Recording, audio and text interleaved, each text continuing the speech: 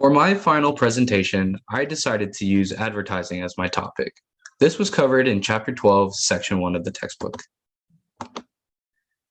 For my reading, the main points included the history and evolution of how advertisements were introduced and how they were affected by eras of the time. It went into detail of the ancient times of advertisements, the printing press in the 1400s, or the publicity stunt by P.T. Barnum in the 1800s that have all accumulated into what we have in advertising today. Another main point was the overall impact that advertisements have had on us as a society through various types of advertising, like newspapers, radio, TV, and of course, today, more so, the internet.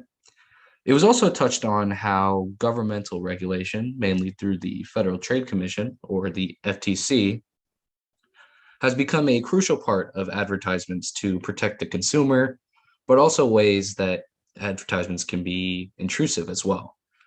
There are also ways that significant moments throughout American history happened because of advertisements. One that comes to mind that had such an iconic impact on people is Apple's 1984 commercial that aired through the 1984 National Football League Super Bowl. It was that advertisement that jump-started the launch and dynasty that Apple Computers has created since then. Now, today in 2021, you can look at any college classroom, and the vast majority of the class either has a Mac laptop or an iPhone mobile device. Now, how did these resonate with me? So, through my reading and understanding of the book on advertising, as well as my observation as a young adult, is that advertising and relevance go hand in hand. It's always who can buy the most space in newspaper, who can get the most mentions on a radio broadcast, who can spend the most on a 30-second clip in the Super Bowl as a commercial.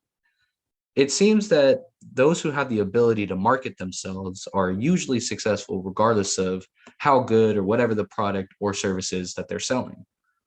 During the reading, a certain question was posed. More or less, it read, do advertisements reflect the inherent trends of a culture, or do they shape what our culture is? I thought a lot about that and went back and forth as to what I believe. And I think that they are both correct depending on what time period you're considering.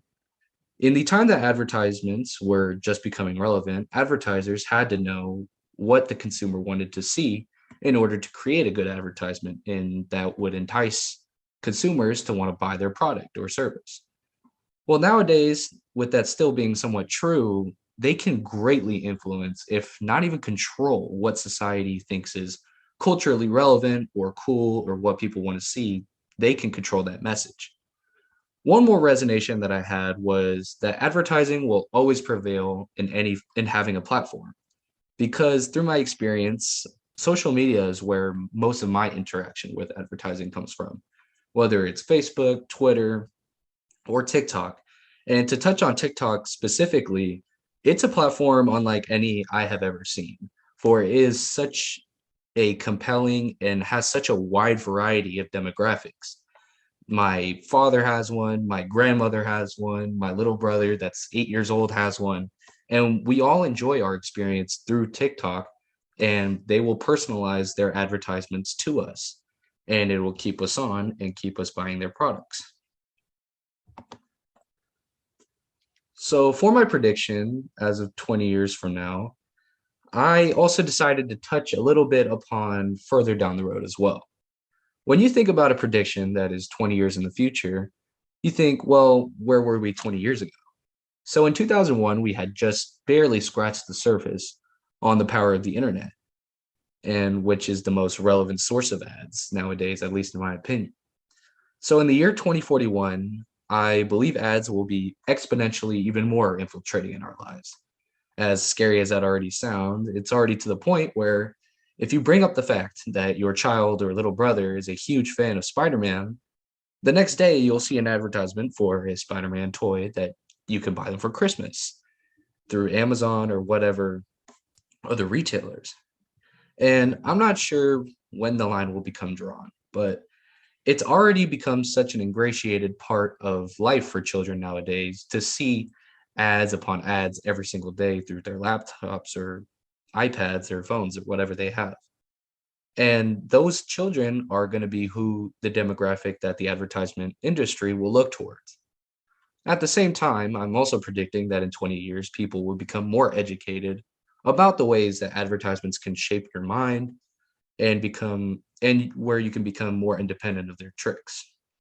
Now, I don't think it'll take a halt anytime soon. But the reason a large portion of people even watch the Super Bowl is quite literally for the advertisements themselves, not only the commercials, but the halftime show that is sponsored by some big brand.